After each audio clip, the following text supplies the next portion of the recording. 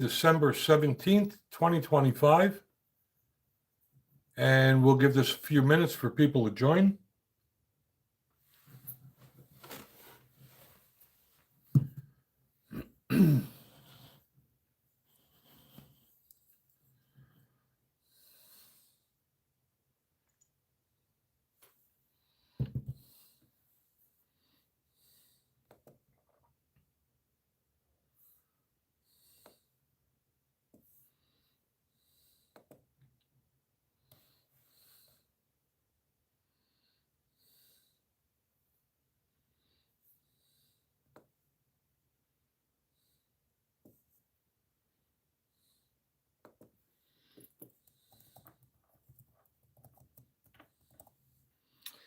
And hello, Mike. Welcome.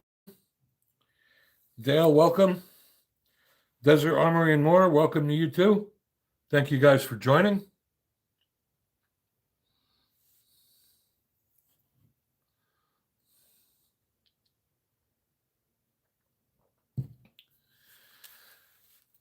I'll give it a few minutes to start because I have a topic that I don't want to have to repeat again for people who joined a little late. So I'll give it another minute or so.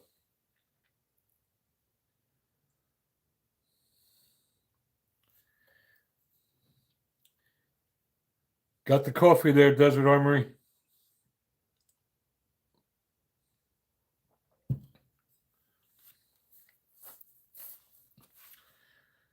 For those who just joined and you're new to this stream, we do this live stream every Wednesday evening at 8 o'clock Eastern and Saturday at 12 noon Eastern.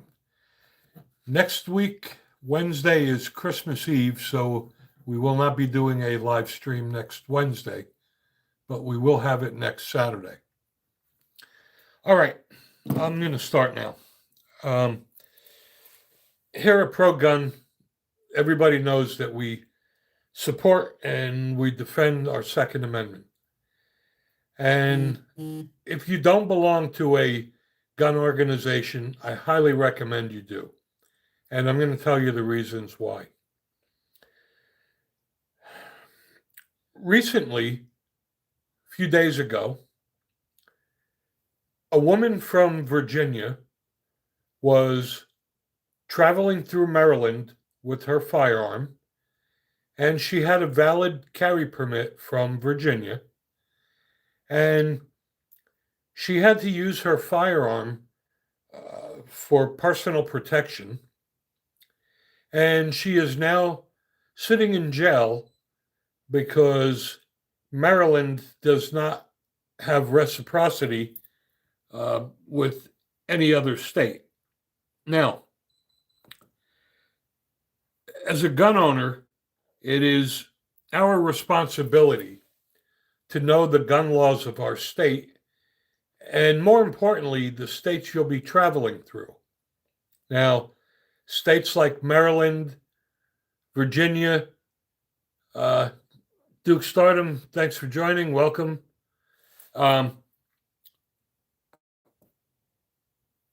So we need to know where we can and can't carry in our own state, more importantly, in the states we're going through. States like California, Maryland, New Jersey, New York, they don't have reciprocity with anyone. And I can tell you for a fact, because we're from New Jersey, if you're traveling to one of those non-gun friendly states, you cannot have your firearm on your person. Your firearm and your ammo need to be separated, and they can't be accessible to the driver. Now, whether this woman knew that or not, if she didn't, then unfortunately, ignorance on her part is not an excuse for breaking the law. There's not a lot of details, but apparently it was a road rage incident, and she brandished her firearm. So I take it that when she brandished her firearm, the person called the police. The police came and they arrested her for having a firearm on her person without a carry permit from the state of Maryland.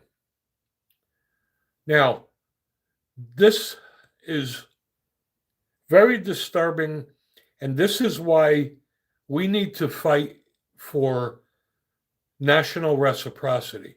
It's because of things like this. The non-friendly gun states are putting law-abiding citizens in the position to where we have to choose whether we want to die or go to jail. That should never be an option. And something needs to be done about this. This woman was never a threat to anyone. And the fact that she's sitting in jail right now, it just makes no sense. And the right to protect yourself shouldn't end at your state border. Fortunately, the NRA and a bunch of other gun organizations are filing a brief on behalf of the woman. And I'm hoping that they win, but I don't think so. And the problem that she's probably going to face is that Maryland is going to prosecute her. They're not going to let it go, because if they make an exception for her, they're going to have to make an exception for everyone that goes through that state carrying a firearm. And that's just not going to happen. This is why I urge you to join gun organizations like the NRA, Gun Owners of America, etc. Write your representatives, tell them to vote for gun bills that are favorable for us and to oppose gun bills that are not. Now, as far as reciprocity goes, I check reciprocity frequently, whether I plan on traveling or not. The reason for that, the reciprocity agreement is signed by the governor of states. Now, if there's an election change and there's a change in party and a new governor, he may decide, you know what, we're not honoring anybody else's permit anymore. That's your responsibility to know that. But basically, the reciprocity agreement are the governors of states saying, if you recognize our permit, we'll recognize yours. Now, sometimes you get a new governor and you get a governor with a bug up his ass that says, you know what, we're not honoring your permit anymore. And then you're shit out of luck. But this is a perfect example of why our Second Amendment needs to be ruled by the Supreme Court. And these independent states have to be stripped of power to do that. You're going to have a woman that was never a threat to anyone sitting in jail. She's probably going to lose her job, all because she chose and had to make a decision that, you know what, I'd rather go to jail than to die. No law-abiding citizen should ever have to make that decision. And the Second Amendment applies to all 50 states. It applies to everyone that's a law-abiding citizen in the country. The Second Amendment doesn't say you can only carry in red states. Skippy, I don't know the color of the attacker. Betting that it was Maryland, betting it may be black. But that's immaterial.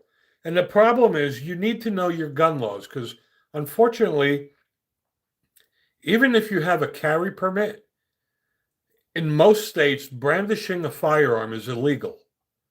Now, if you're traveling through a state like Maryland or New Jersey, New York, California, and you have to have your firearm and your ammo separated, not accessible to the driver.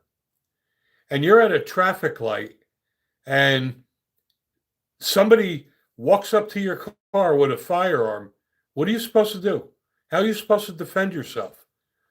These liberal states are putting people in a position to either die or go to jail. And this has to stop. The Second Amendment rights don't end because you're going to a liberal state. They apply to every state and every law abiding citizen in the country.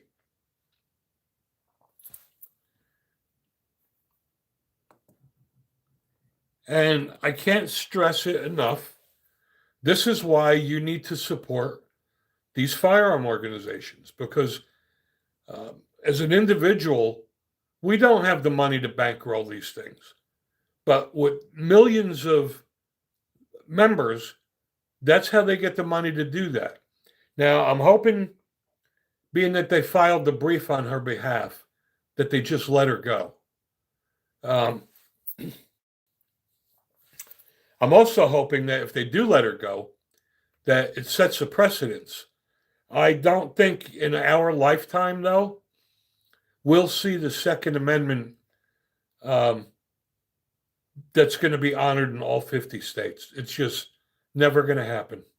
The liberal states are going to still do whatever they want to do, even if on a federal level, the courts rule that you can carry in every state. The liberal states are going to arrest you. They know they're going to get sued. They'll rather tie it up in the court for years. So I don't ever think we're going to see national reciprocity. Last July, I was at the NRA convention in Dallas, and I saw President Trump speak, and I saw him make a lot of promises that he can't keep regarding the Second Amendment.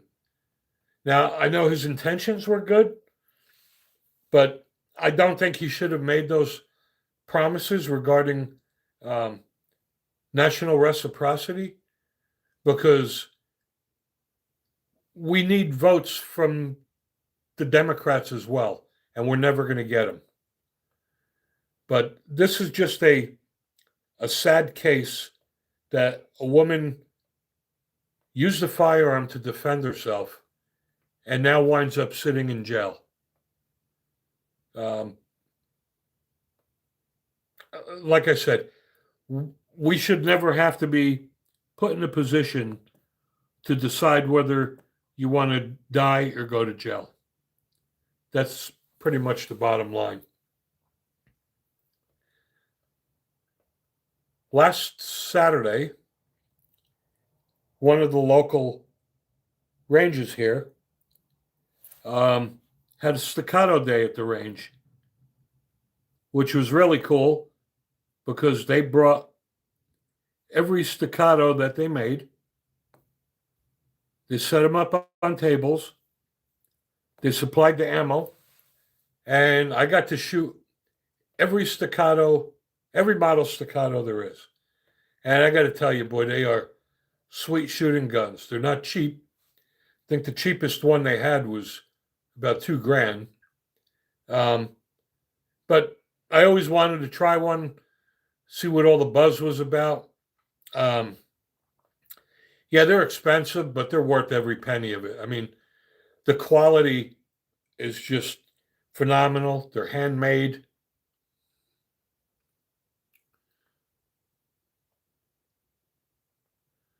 And William, Staccato, that is the gun company. The Staccato, they're now called 2011s instead of 1911s. And they're double stack 1911s in 9mm.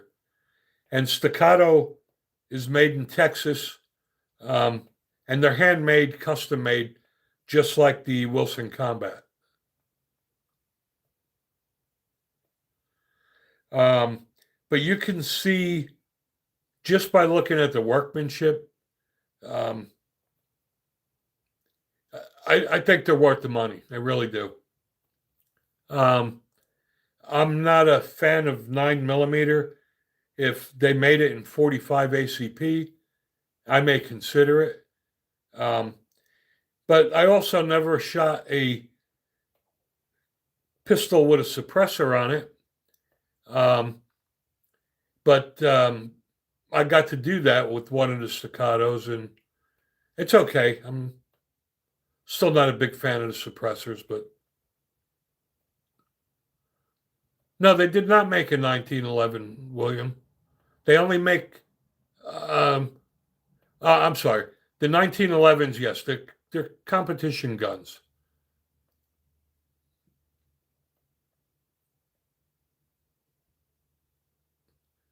Well, there's a lot of good 1911s. I mean, uh, and John, thank you for the kind words, brother. Um, the nice thing about a 1911 is out of the box, it's the best trigger in the world. Even a cheap 1911 like a Rock Island or a TSOS has a better trigger than any striker fired gun. Um, I have a Colt uh, Combat Commander. Uh, I'm sorry, it's the Colt Government competition. I have the Ruger SR 1911, and I have the Springfield Emissary, and I love them all. And my Colt Government model was my favorite, but after I got that Smith and Wesson Emissary, that is by far my favorite 1911. And it's not the most expensive. It's definitely my favorite.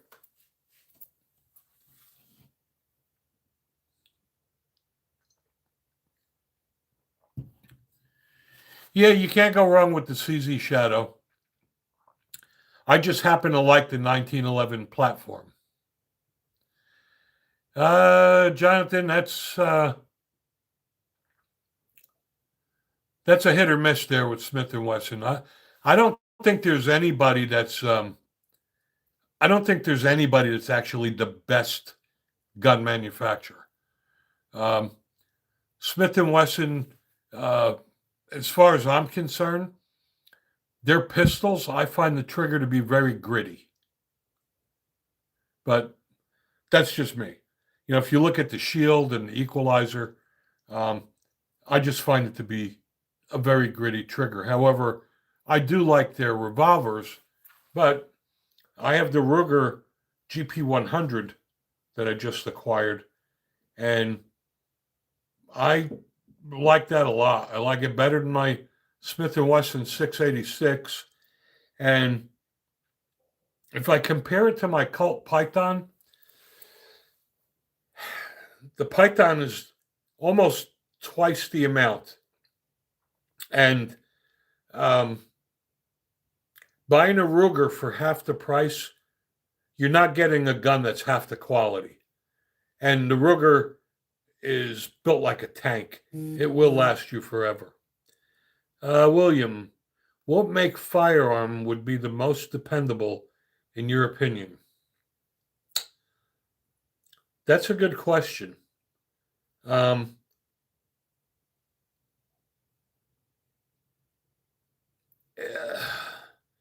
if you're going to go by revolver, I would say the Ruger GP 100. Um, I hate to see Glock. I hate to say Glock for semi-automatic, but honestly, the Glock 19 is probably the most reliable. Um, I have a Savage stance. It's a good gun. Um, I like the Springfield Hellcat Pro. Um, Now, I'm not talking about the new Glocks because I am no longer a Glock poster child. Um, since they went to the V series and they're coming out with the Gen 6, I will never buy a Glock again. But prior to that, the Glock 19 is tried and proven. It's been around for 30 years. So I would say that would be one of the most reliable guns. Now, there's a lot of other guns that are out there that are reliable, but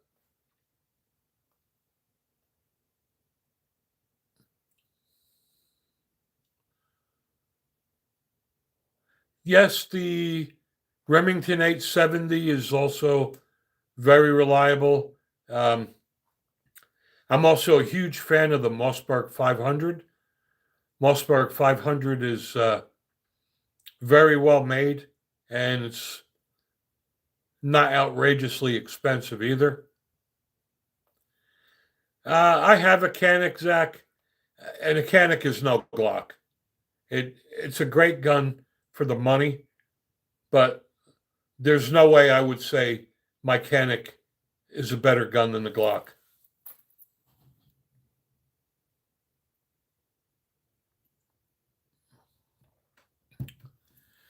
Yeah, the Mossberg 500 for the money, I think, is one of the best shotguns you can get.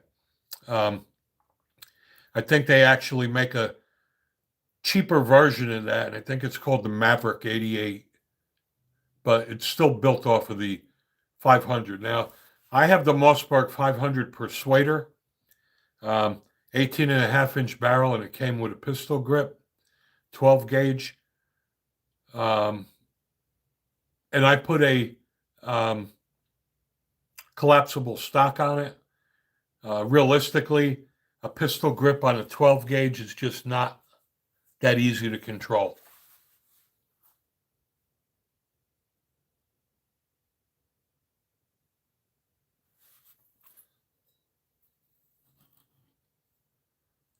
You can't go wrong with any Mossberg. For the money, it's a great quality gun.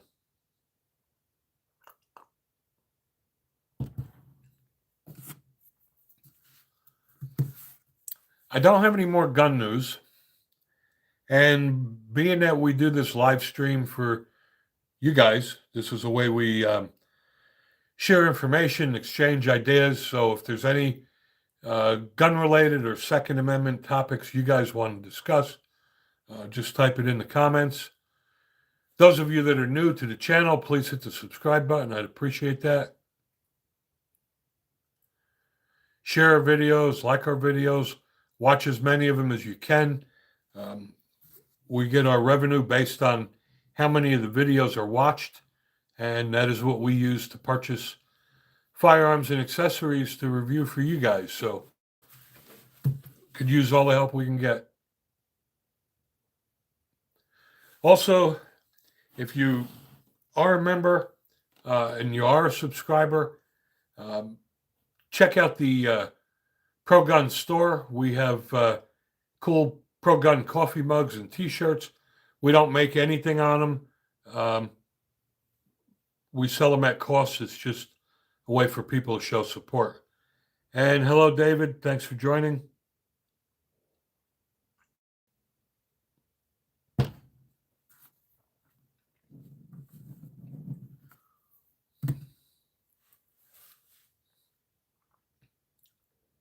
So, like I was saying earlier, though, it is our responsibility to check the gun laws in our state where we can and can't carry.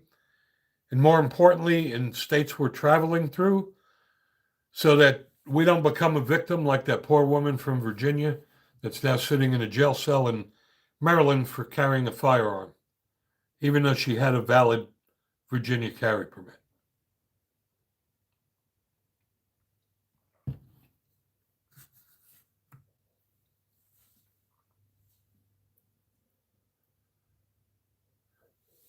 If there's any firearms you guys have recently bought, being that the holidays are coming up, or there are any firearms you plan on buying because of the holidays, let us know. I'd like to know. I'm interested. Like I said, every time I go to the gun store, it gets harder and harder to find something I want. There's not many guns out there that scream, take me home anymore.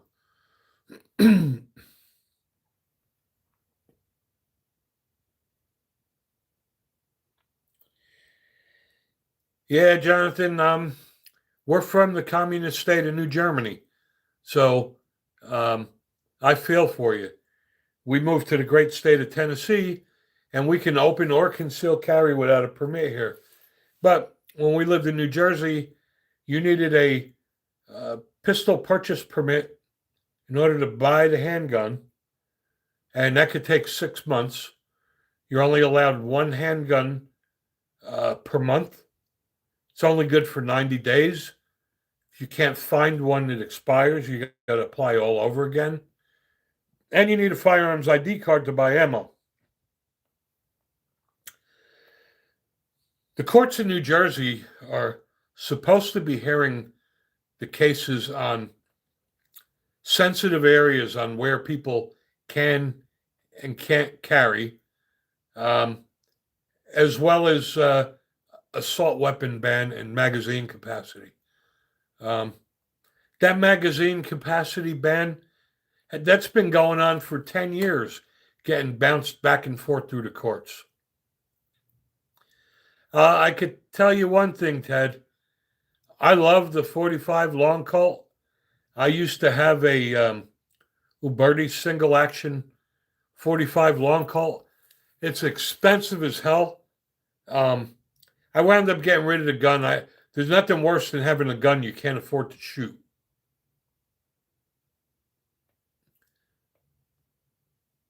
Yeah, well, Minnesota is actually going through a lot of changes now too regarding firearms. I see Tampon Tim is signing a bunch of executive orders. Yeah, that 4570 is nice. That's also expensive round. I mean, I don't reload for rifle. I only reload for pistol.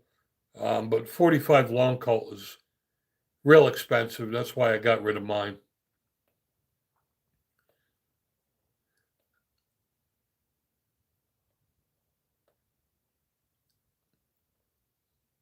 I thought I was close to making a decision on my lever action 357 Magnum.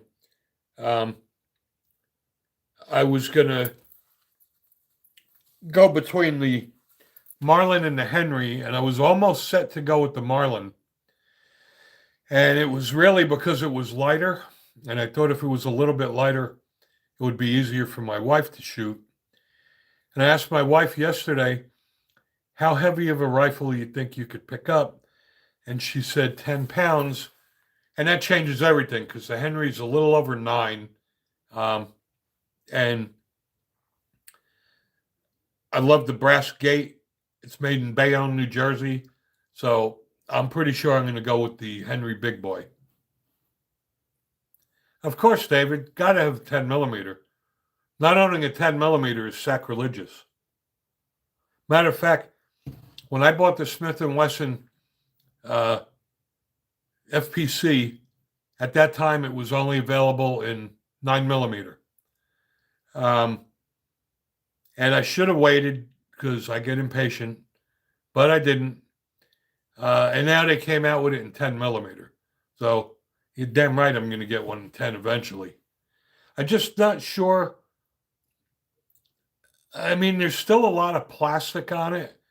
I'm just not sure that a constant pounding of 10 millimeter that it's going to hold up.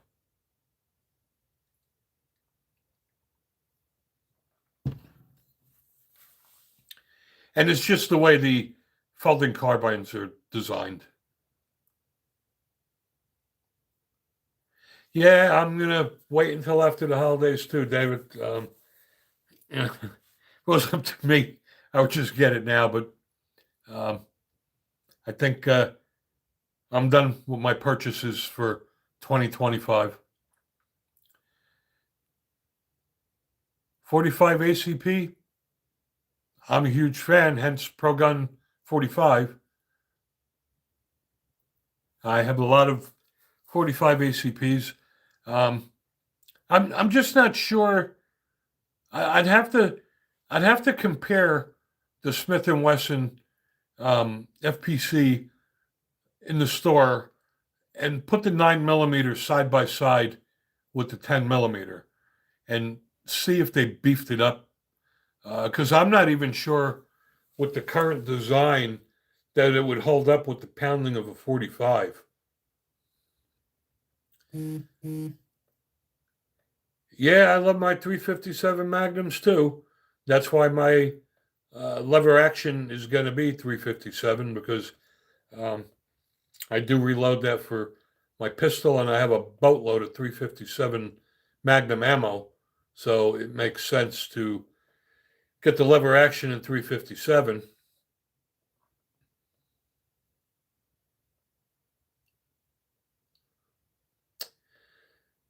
Even though I have the Colt Python Combat Elite, I still, every time I look at the Colt King Cobra, I still feel like getting it, and I may eventually. But um, I bought a bunch of guns recently, and if I would have been patient, I would have already had the money to buy the lever action.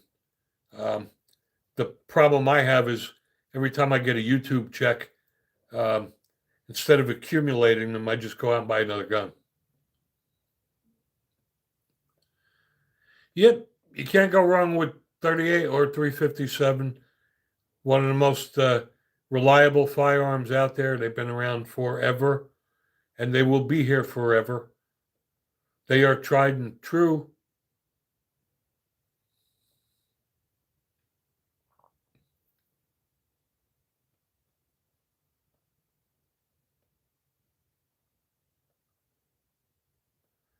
I'm still a little disappointed, though, that nothing cool is coming out anymore in 45 or 10 millimeter. Everything that comes out is 9 millimeter only. And I get it. You got to sell to the masses. But, there are still a lot of us that like the 45 and the 10 millimeter. Um, and in fact, there's some gun manufacturers that they only make 9 millimeters. My understanding is that CZ discontinued their 45 ACP, and they have no intentions of making a 10 millimeter. I think Walther also discontinued their 45. And Shannon, hello to you.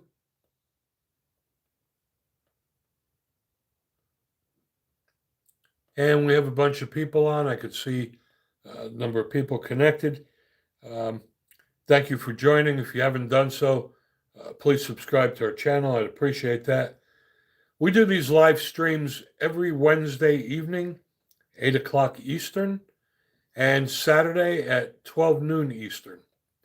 We used to just do them on Saturday, but due to popular demand, people asked if we could do them on Wednesday night as well.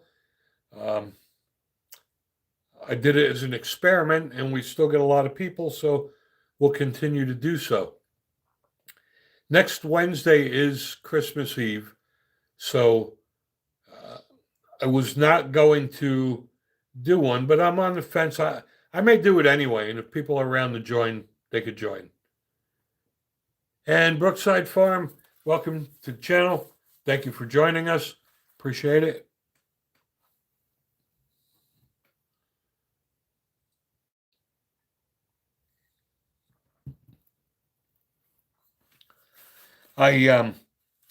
When I went to range day, and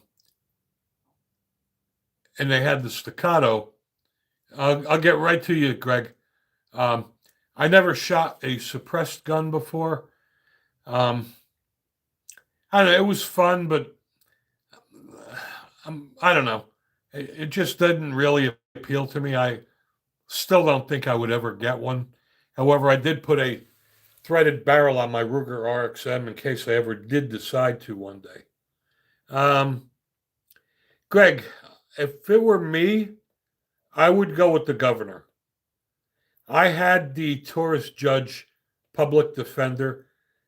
It's a polymer frame. Now, this is cost dependent, right? I mean, if you have the money, I would absolutely go with the governor. If you don't have the money, the Taurus judge public defender is okay.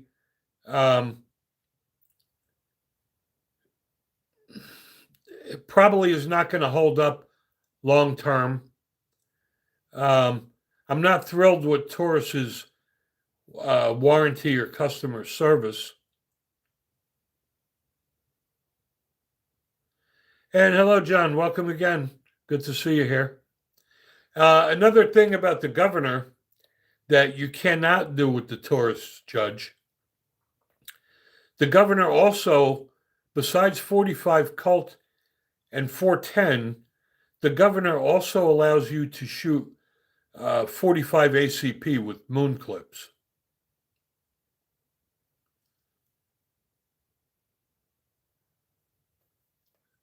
I believe Ruger may also make one, but if I had to pick, I would definitely go with the Smith & Wesson governor.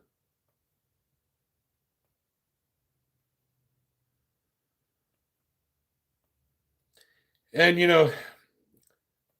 the problem with Taurus, they are hit or miss. I have two of them now. I have a couple Taurus revolvers. Taurus revolvers are great. I've had them for a long, long, long time. Never had an issue. However, the Taurus semi-automatics, they're touch and go. Matter of fact, they discontinued their whole PT series because they had nothing but trouble. I have a G3C and a GX2. I haven't had any problems with them. Some people had horror stories. But I got to tell you that lifetime warranty doesn't mean anything if it's always in the shop. And Taurus customer service, it sucks. It really sucks. I've called them 3 times and have yet to have anyone be able to answer my question. So, giving you a lifetime warranty doesn't really mean anything if the support sucks. What is a good gun brand? That's a great question. And I'll give you a bunch of them. And I'm not even going to mention Glock anymore because I will never buy another Glock. The Ruger RXM, as far as I'm concerned, is the best bang for the buck, period. The Springfield, I have the Springfield Echelon. I have the Springfield Emissary. I have the Springfield Hellcat Pro. They are awesome guns. Savage Stance is also a great carry gun. Canics are good. Walthers are good. It all depends on how much money you want to spend. But if you're looking for a 9mm that's compatible with the Glock Gen 3, hands down, the Ruger RXM, you are not going to find a gun better than that for $350.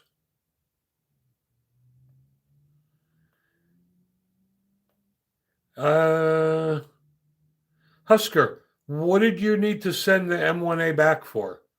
Yes, right now I'm talking handguns, Husker.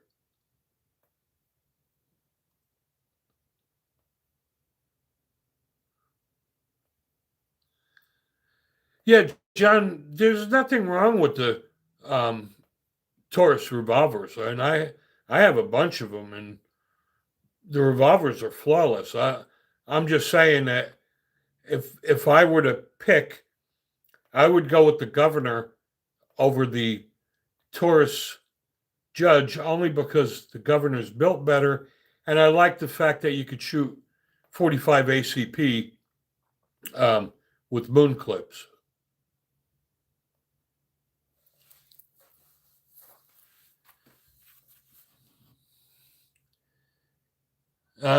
Yeah, adjusting the gas is not something I would want to do myself.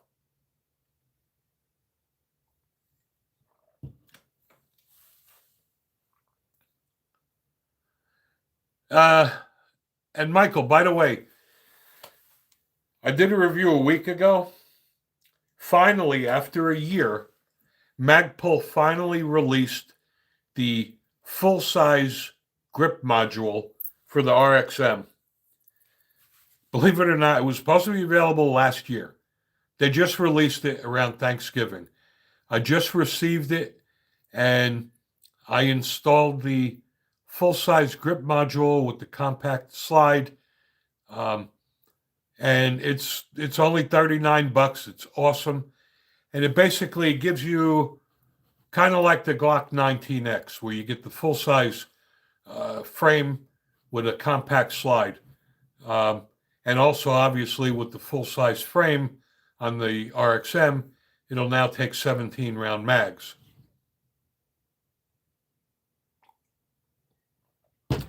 But you can get that Ruger RXM for, I've seen them as low as $350. They're still claiming to be coming out with a subcompact grip module, but that's still over a year wait. And every time I go to their website every week, it says coming soon, like it has for the past year. I also want to give Ruger a lot of credit. The Attorney General in Connecticut threatened to sue them if they didn't discontinue the RXM because it's built on the Glock Gen 3 platform.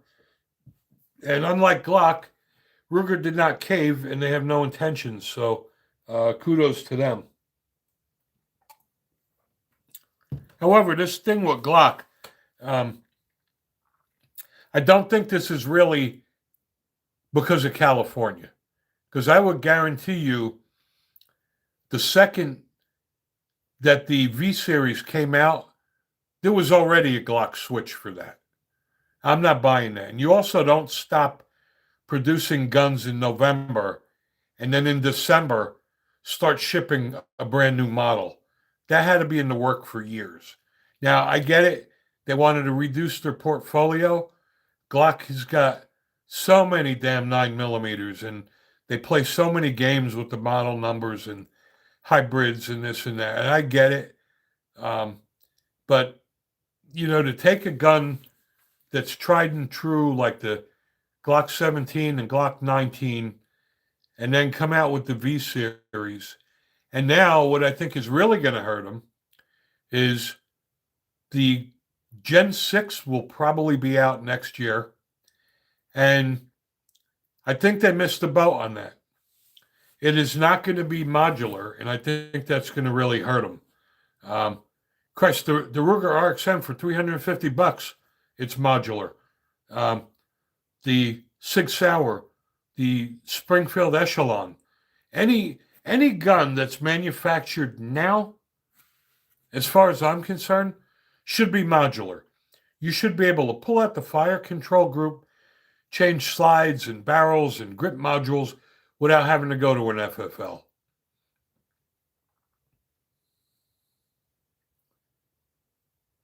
I had a laugh last week, and don't get me wrong, I am a diehard Republican, and I'm proud to admit it. I voted for President Trump. But I had a laugh when they were taking a victory lap over this suppressor nonsense. NRA was claiming it was the biggest Second Amendment victory in 100 years. Now, this was not a victory. It really wasn't. I would not claim this as a victory. The only thing they did was eliminate the $200 tax stamp effective January 1st. You still have to fill out the ATF Form 4. So that was not a victory. A victory would have been you go to the gun store, you buy your suppressor, and you walk out the door. But that's just me. Saving $200 that's not the principle. It should be off the NFA list, shouldn't have a federal form, shouldn't be in a federal database, etc. But in my opinion, that was not a victory.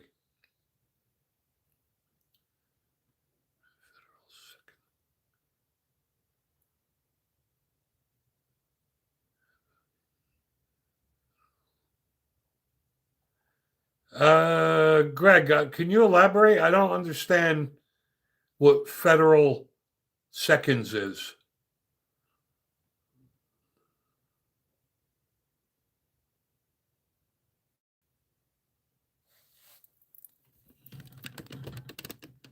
All right. How's that, Rebecca?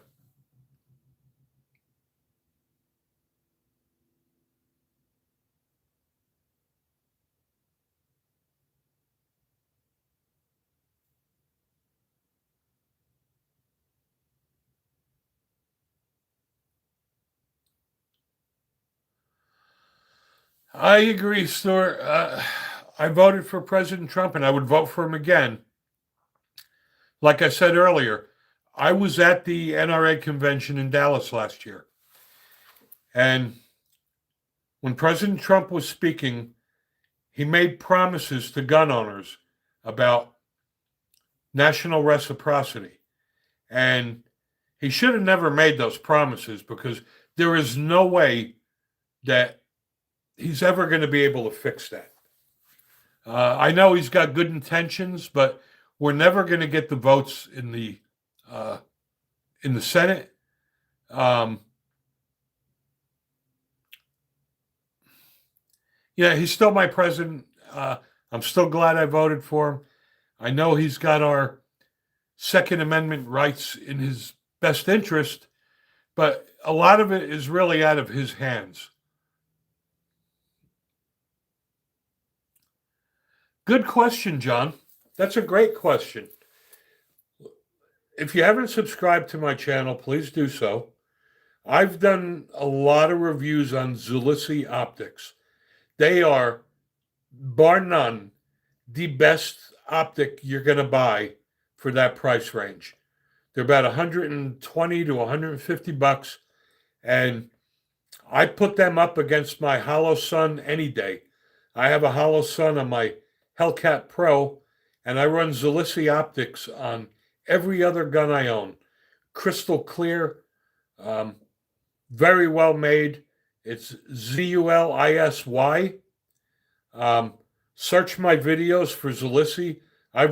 They've sent me pretty much every optic they make. And I wouldn't even call them entry level. They have the same exact features as the Hollow Sun.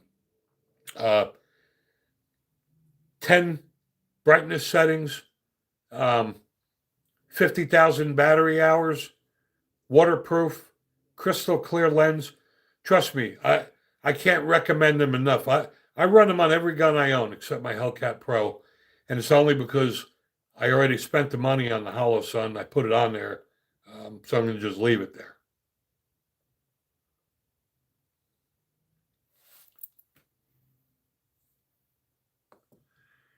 And I see we are getting some liberals out of their parents' basements right now. And Michael, the SIG M400 rifle, I'll be honest with you, I haven't fired one, so I really can't give you my opinion. But I can tell you that I do like SIGs, regardless about all the hoopla about the SIG P320s. I still love my P320s. They never shot anybody. So I would expect the quality of the SIG M400 to be just as good as any of the other SIGs.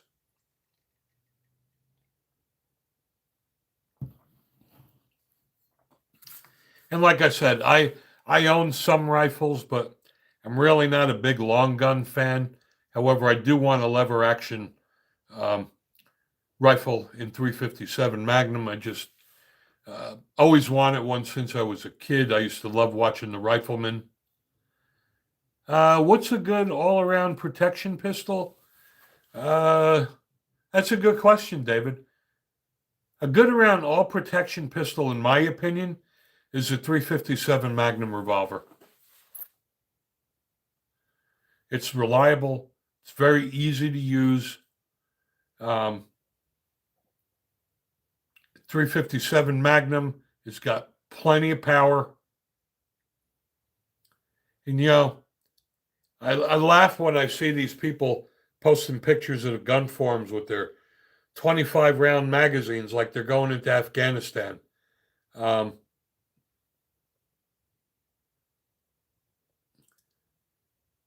Now, the difference is going to be, now that you clarified it, um, what you do with it. Now, at home, uh, it doesn't matter how big the barrel is. For personal protection, I would probably go with a compact. In the car, I would probably also go with a compact. Um,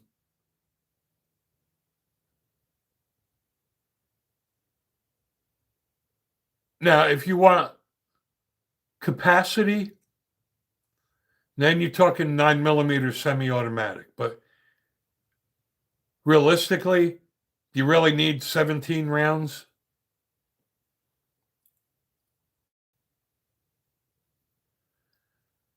You know what, Stuart? That's a great question. And no, I do not believe Browning still produces good quality firearms anymore.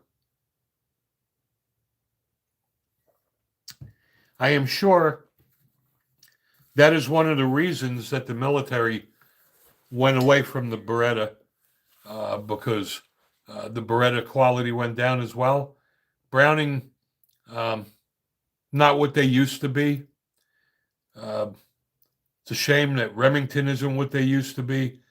Um, we're getting to the point where there's less and less iconic gun manufacturers. I mean, hell, even Colt was purchased by CZ, which was a good thing because um, the last 10 years, the quality of the Colts have been going downhill. And now that CZ bought them, the quality has been going back up. CZ owns Dan Wesson. Obviously, the CZ guns are good. So I think that was a good thing.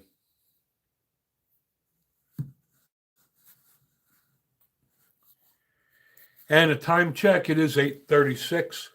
We will end this stream at 9 o'clock. So um, don't be shy if you have topic or comments. Feel free to leave them. If I don't acknowledge you, it's not on purpose. Unless you type in a comment, doesn't show me actually who is um, online.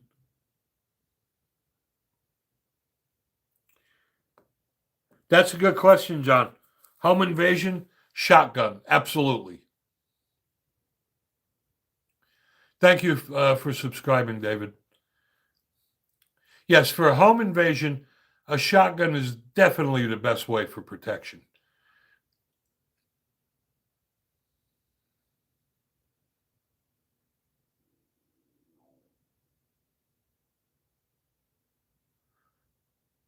Shotgun is a lot easier.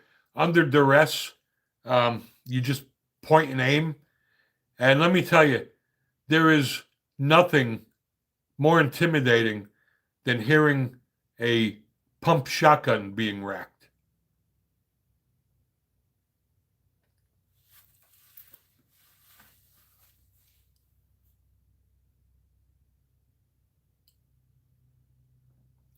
Now, we all look for good deals, right? I mean, you got the PSA daggers are cheap. Um, what about it? And I'll get right back to Duke. Um, and Ryan, I'll get to you in a minute as well. What if the intruder has one of your family members? Uh, that's a good question, but um, if an intruder has a family member, you really think under duress you're good enough to shoot the intruder between the eyes without hitting your family member? Um, Honestly, I don't think that an intruder would be able to come in and get to my wife. Um, Ryan, I'm going to piss a lot of people off about this, but I don't care. You asked me my opinion about the M&P in 40. In my opinion, um, I think 40 caliber is stupid. Um, it doesn't give you much more than 9 millimeter. You might as well just go with a 10 millimeter. A 10 millimeter will shoot 40 caliber out of it. So my argument with that is just like, why buy a 38 special? Get a 357 Magnum, and even if you never shoot 357 Magnum out of it, you could shoot 38 special. Well, it's the same thing. And also, the 10 millimeter is built on a 10 millimeter frame.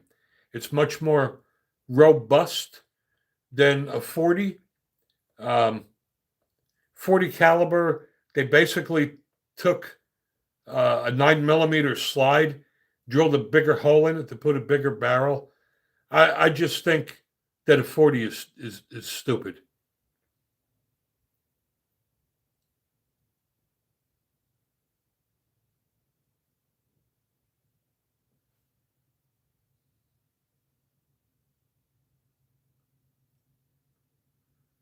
I agree, Stuart. I wouldn't want to be in that situation with a family member. But I mean, honestly, um, I think I don't think that any of us are good enough to shoot the bad guy between the eyes under duress with a family member there. So that may be a situation that I don't know how you would react to it because um, I can't play Monday morning quarterback, but that's not going to be an easy situation.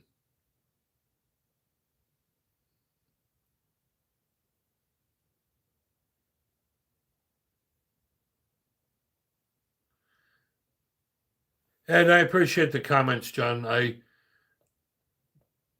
try my best to be honest and give my unbiased views. I am opinionated, um, right or wrong, but um, I will give you my reasons. I don't just say 40 caliber sucks. I tell you the reason why. And there's a lot of history between about the 40 caliber. Um, a few years ago, the 10 millimeter was almost extinct. Now, 10 millimeter is making a huge comeback, and 40 caliber is going away. Almost everybody's got a 10 millimeter now, and 40 caliber ammo they're giving away, and there's a reason for that. They found out that the 10 millimeter is far superior. Serena Morales, you too have a 2A Merry Christmas. Appreciate that. Ryan, I have not had any experience with Rock Island long guns. However, I do have to say their 1911s for 400 and change are really, really good quality guns.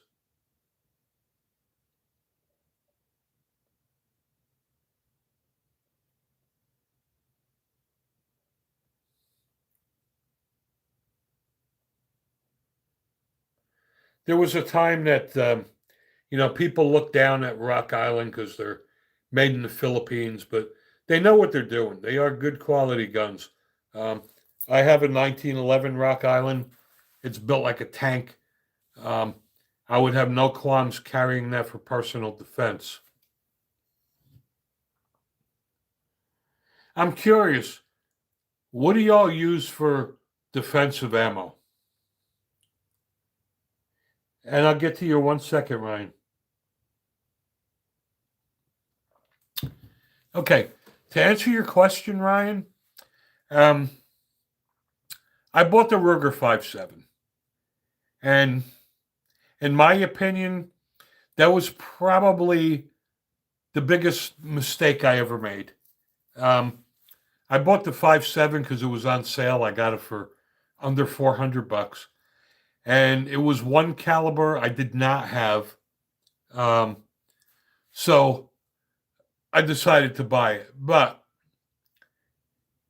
the 5.7 is very big and bulky, so you're not going to conceal carry it. The ammo is very expensive.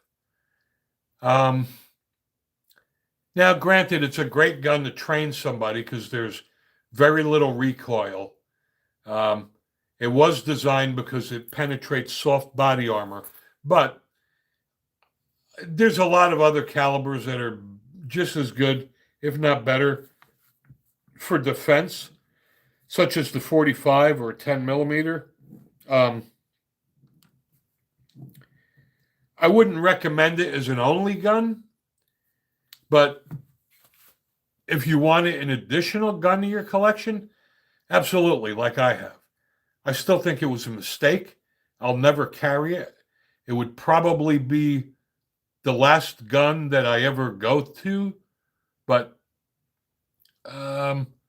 okay, we got some more questions here. Ryan, I don't know anything about the VR80 shotgun. Yusufrasa, the Hellcat Pro is an awesome gun. I love that thing. I would take the Hellcat Pro over the Glock 19. The Hellcat Pro now comes with 17 round magazines. I love the adaptive grip. And Black Spartan, SIG P320 or M&P Shield 9mm. I'll be honest with you. I don't care what anybody says about the SIG P320. I would take the P320. I like the fact that it's modular. I put a Wilson Combat Grip module on it. Mine have never shot anybody. I'm not a fan of Smith & Wesson pistols, to be honest with you. I like their revolvers, but their semi-automatics, I find all the triggers to be very gritty. That's just me. I'm just not a fan of Smith & Wesson semi-automatics. However, I do love the revolvers. And the SIG P320, I liked it so much in 9mm. I got the 45 ACP and the 10mm as well.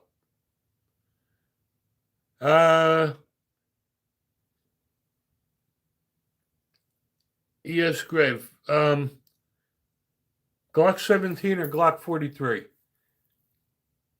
it were me, I'd go with the 19X. But if it had to be between those two, I'd go with the Glock 17.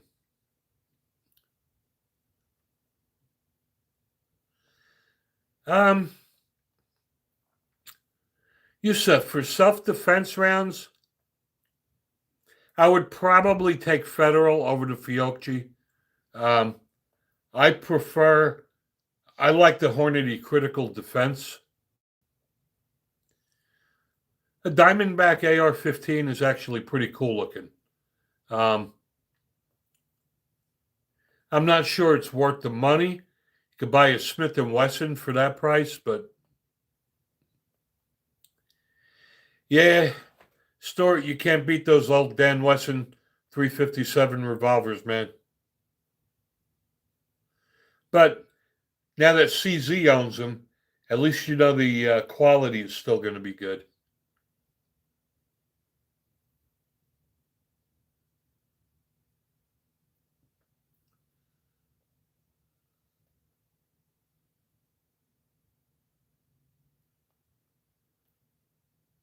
Ted, could you elaborate what the HST means? I'm sorry, I don't get it.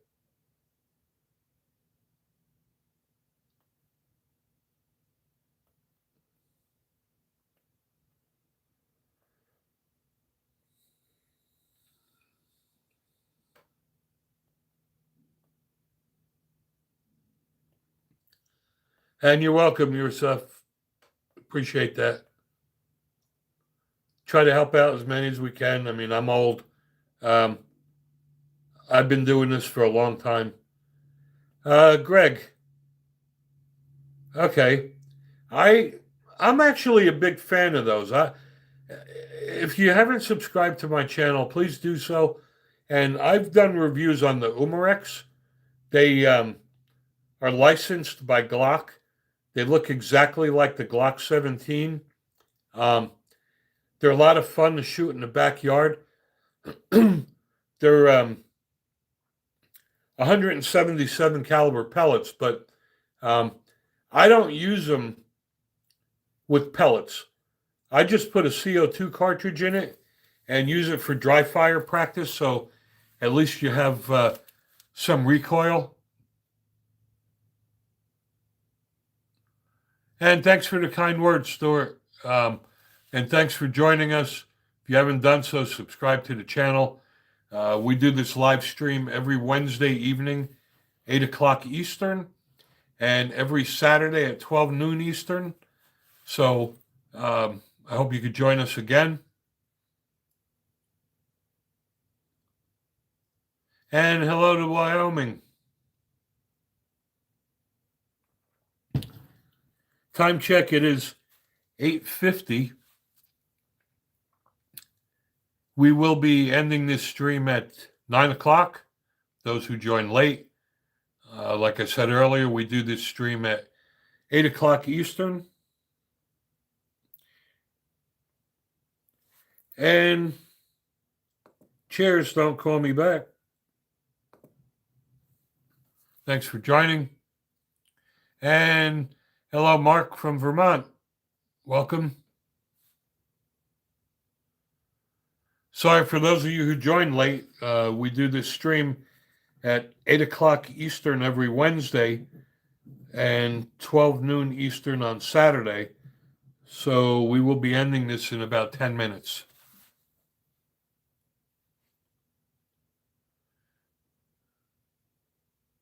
Good choice, Michael. I love the 19X. I have the Glock 17, the Glock 19. Then I bought the 19X. John, I'll get to you in 1 second. Be patient.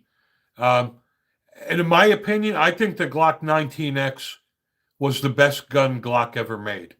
Matter of fact, the 19X is what they competed against the SIG 320 and lost the government contract, and that's why it's available to civilians.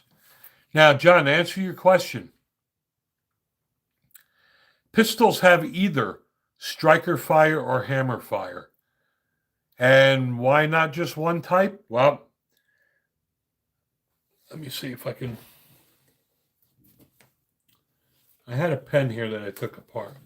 All right, so basically, when you have, because I can't display a firearm, when you have a hammer-fired gun, obviously, you pull the hammer back, and when you pull the trigger, the hammer hits the firing pin that strikes the primer, okay? On a striker-fired gun, the striker looks almost like a pen insert, and it goes like this. And when the slide goes back, the striker comes back, and when you pull the trigger, the striker hits the primer. Now, in my opinion, a hammer-fired trigger is always going to be better than a striker-fired. And even a bad hammer-fired gun is going to have a better trigger than a striker-fired gun. Now, there's nothing wrong with striker-fired guns. They're very popular now. But there are also no double-action striker-fired guns. So if you want a striker-fired gun, it's going to be single action only. And Ryan, no, I will never waste my money on a high point. Everybody looks for a deal. I'm no different. However, when I go to buy a gun, I don't ever go to the gun store saying, what's the cheapest piece of crap I could buy? I mean, I go to the gun store and I buy the best I can afford to buy. Now, I'd like to look for a deal on it, but when it comes to defending my life and my family's life, um, cheapest never really comes up on my list.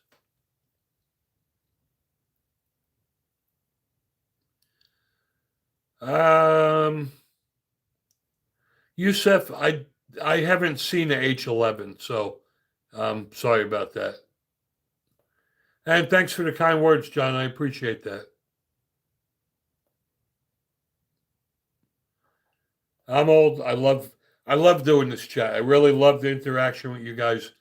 Um, I've been shooting firearms for over 50 years, so I kind of did learn something over the years. My daddy taught me when I was probably 10 years old. Um, the first guns that my dad taught me to shoot were 357 Magnum and a 45 Colt, which is why, hence Pro Gun 45, and that's why 9mm just not one of my favorite. Nothing wrong with it, don't get me wrong. I own a bunch of them, but starting out with a 357 and a 45, to me, 9mm was just like going backwards. MR Grill, you want a 45, best 1911 brand, and thoughts on the FN. Okay, my thoughts on the FN. FN is very overpriced, in my opinion. Now, there is no best 1911, but I can tell you that I bought the Ruger, I bought the Springfield Emissary. And if you haven't subscribed to my channel, please do so. I've reviewed a lot of 45s and 1911s, but the Springfield Emissary that I bought recently is by far my favorite 1911.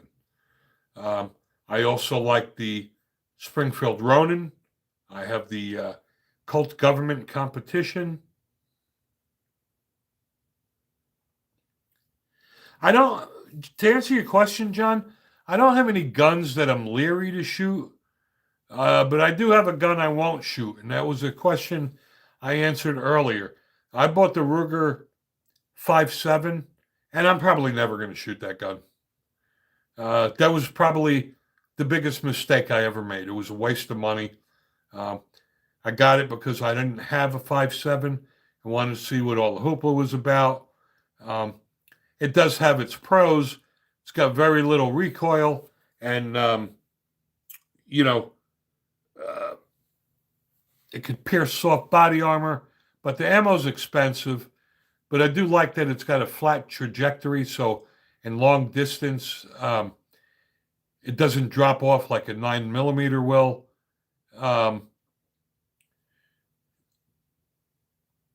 I just think it was a mistake. And M. Grill, this is not about the Ruger 5.7 or the PSA 5.7. I'm saying the 5.7 in general, I think was a big mistake for me to buy. I just don't think I would ever use it. It's too big and bulky. Ammo's too expensive. And RXM Marlowe, we're talking about pistols. We do this live stream every Wednesday evening at 8 o'clock and Saturday at 12 noon Eastern. We will be ending it at 9, so sorry you joined late. And hello from San Antonio. And thanks again, Ryan. I appreciate that. But anyway, regarding the 5.7, it's not brand specific. There's nothing wrong with the Ruger 5.7 or the PSA, and it's got nothing to do with one being better than the other. It's got to do with the ammo's expensive, it's big and bulky, and honestly, for home defense, that would never be my go-to choice. I would either be going to my 10mm, my 45, or 357. I would take a 357 SIG over a 5.7. I would take anything over a 5.7, be honest with you. Except for a 380 or a 22, but To me, a 5.7 would never, even though I have it, it's never going to be on my radar for a defensive gun. And Yusuf, I know nothing about the 7.62. Sorry about that.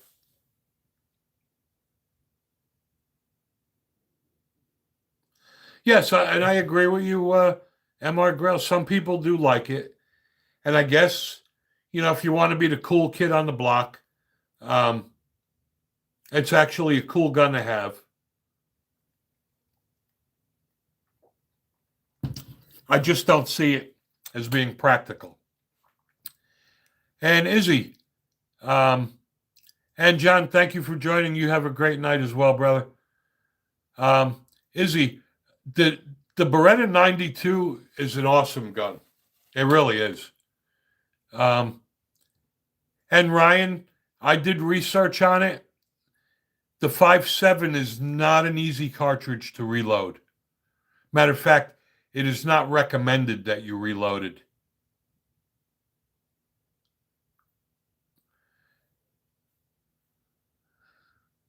And thanks, Don't Call Me Radio. I appreciate that. And again, it's got nothing to do with, reloading it. It's the caliber itself. I don't see the fascination. It's a great gun if you want to teach somebody that never shot before. And we hope to see you back, Greg. But like I said, the 5.7 is just never, ever going to be on the top of my list. So it basically sits in my gun safe. I'm never going to use it. I'll probably just wind up getting rid of it because I'm not going to do anything with it. I'm kind of stuck with it because I got it for cheap. It was under $400. So I take it to a gun store and, if they're going to give me $200 for it, I might as well just keep it. But it is a great gun for someone that never shot before. There is zero recoil. It's just like shooting a 22. It's just big and bulky. I like the magazine capacity.